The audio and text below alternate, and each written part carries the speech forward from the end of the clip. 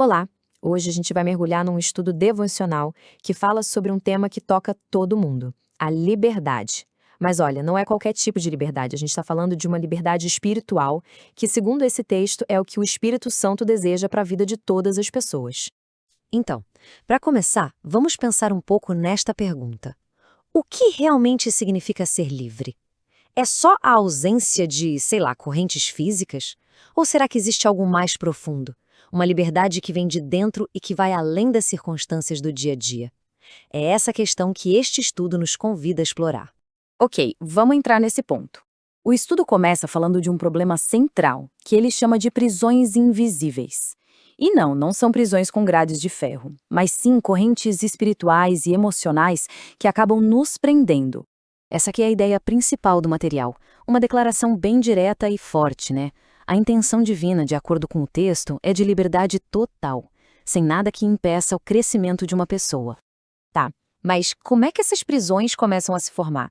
O estudo aponta para uma escolha que a gente faz, a quem damos ouvidos. A ideia é que se uma pessoa não se abre para a voz de Deus, outra voz vai preencher esse espaço. E é aí, muitas vezes, que o aprisionamento começa. Agora, vamos dar uma olhada no maior exemplo que o estudo usa para mostrar o que é a verdadeira liberdade. A análise nos leva para um dos momentos mais intensos da história, a passagem de Jesus no jardim do Getsêmani. E aqui está o ponto central de tudo. Nessa oração, no meio de uma angústia enorme, Jesus expressa o que seria a base da libertação. O estudo diz que esse momento de entrega total é o fundamento da salvação e, por consequência, da nossa própria liberdade. Então, o que o estudo quer dizer com submissão? Olha, longe de ser um sinal de fraqueza, o texto apresenta isso como o ato de maior força que existe. É uma rendição voluntária que, de um jeito quase paradoxal, se torna a chave para a maior de todas as libertações. Bom, se a submissão é a chave, quem é que abre a porta? O estudo é bem claro nisso. O Espírito Santo é essa força ativa que trabalha para nos libertar. O mais interessante aqui é o quão ampla é essa declaração.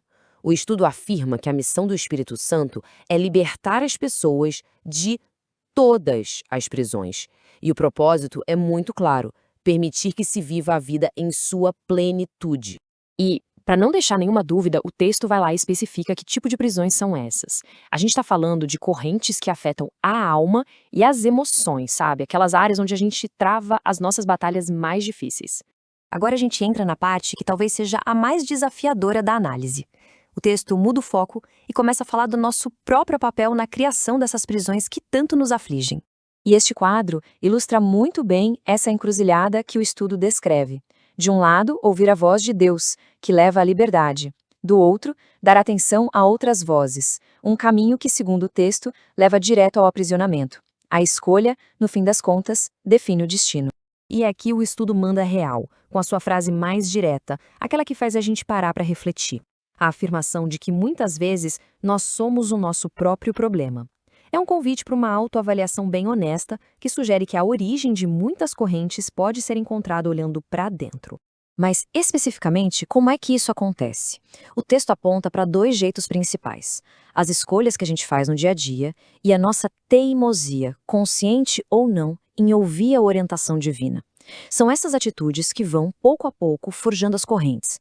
Mas o estudo não para no problema, não. Ele termina apontando para uma solução, para um caminho prático para sair dessas prisões e encontrar a tal liberdade prometida. Então, o roteiro é basicamente este. Primeiro, reconhecer. Ter a honestidade de admitir as próprias correntes. Segundo, a aceitar. Se abrir para a ajuda transformadora que é oferecida. E terceiro, o ato de se libertar, que é um passo de fé para viver a vida abundante que Deus oferece. No fim das contas, a análise toda se resume a isso: um convite. Não é uma ordem, é uma oferta de transformação e a promessa de uma vida mais plena, livre daquelas prisões espirituais e emocionais.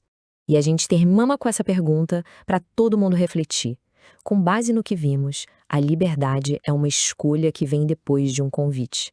A questão que fica no ar é: de quais correntes cada um pode escolher se libertar, a partir de agora?